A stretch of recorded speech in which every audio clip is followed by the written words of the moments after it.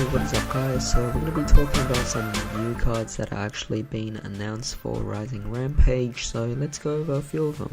The first card is a hand trap for Witchcraft, which is definitely really cool. Witchcraft Golem Allies, level 8 light spellcaster effect monster, attack 2800 and defense 0. The first effect can only be used once per turn.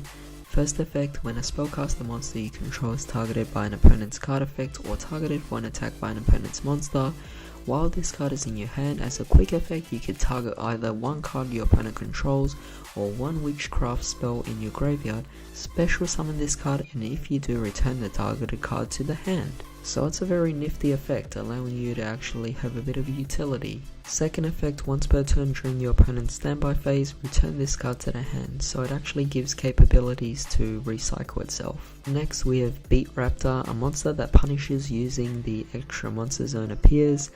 Level 4 Earth Dinosaur effect monster, 1400 attack, defense 2000. So it's really cool, it's a dinosaur support card. Second effect, only capable of using it once per turn. First effect, while this card is in the main monster zone, negate the effects of all monsters in extra monster zones. And second effect, when this card is destroyed by battle, you can special summon one Beat Raptor from your deck, so that's definitely really nice. It's kind of like a way of recycling itself, like Bow Baboon, but of course it has to be destroyed by battle.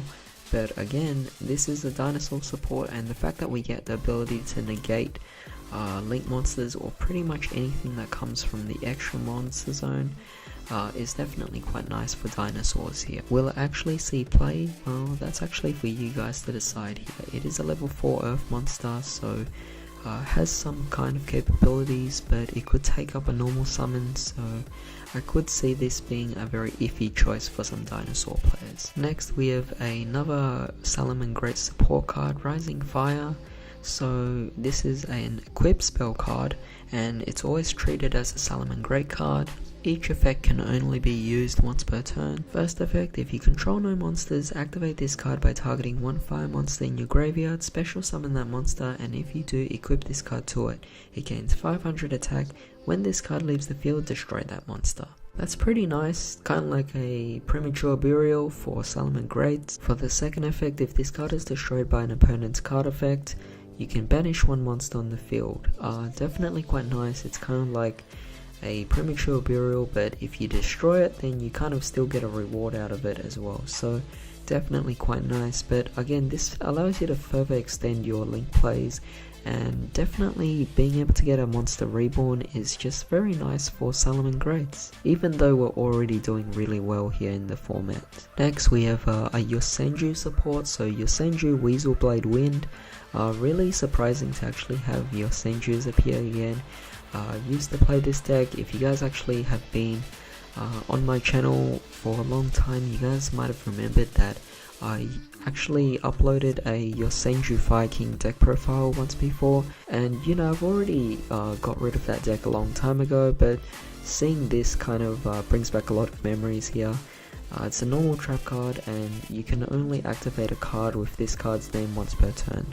If you control no monsters, you can show your opponent up to 2 Yosenju monsters with different names from your hand, then target an equal number of face-up cards your opponent controls and bounce them back to their hand. Very nice card, not particularly broken, and it definitely works to the theme of Yosenjus here, particularly Karma 1's effect, being able to bounce back cards. But of course, seeing that this can't be activated from the hand, it does make it a lot slower. Now of course, I did already talk about how if cards are activated in the hand, or trap cards being activated in the hand, it becomes kind of like a quick play spell, and I didn't really like that idea. But with a card this slow, I think it might be okay to allow it to have the ability to actually be activated from the hand, but you know, it's not something that will make the deck broken, it's just some extra support, so a little disappointing here. Now what's actually awesome is we're actually getting very interesting support now for the collection pack, which I have no idea how they're actually going to incorporate this into the TCG.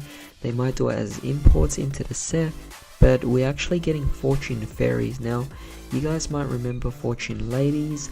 But Fortune Fairies is actually a deck that was played by Carly, the same character who played Fortune Ladies, except this was before she technically died in the series, and after she was revived she just switched to Fortune Ladies. But Fortune Fairies have actually received their first few support, so let's actually go over the first card. So we don't really have a name yet, but this is obviously the light one, as we can see, so it's probably going to be Fortune Fairy Light. The first and second effect can only be used once per turn. First effect, when you draw this card you can reveal it and special summon it. Definitely really nice. Would be cool if we could actually get some kind of draw engine in this particular deck. Second effect, if this card is special summoned from the hand, you can target one monster you control, send it to the graveyard, and if you do, special summon a level 1 spellcaster from your deck. Of course, this card seems to actually start your plays off with the deck, but very situational that you actually have to draw into it.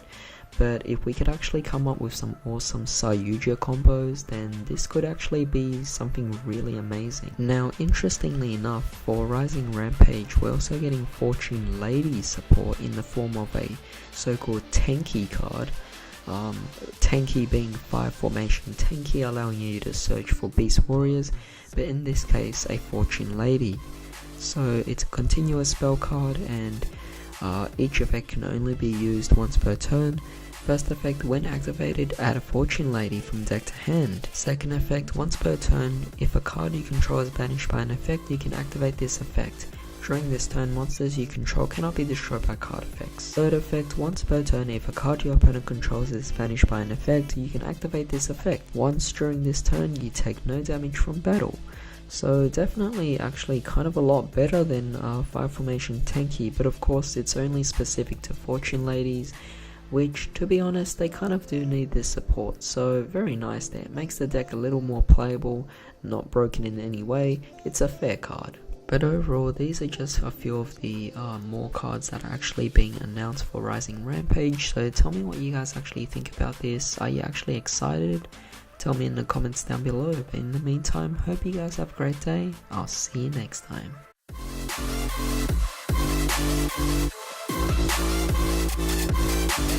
See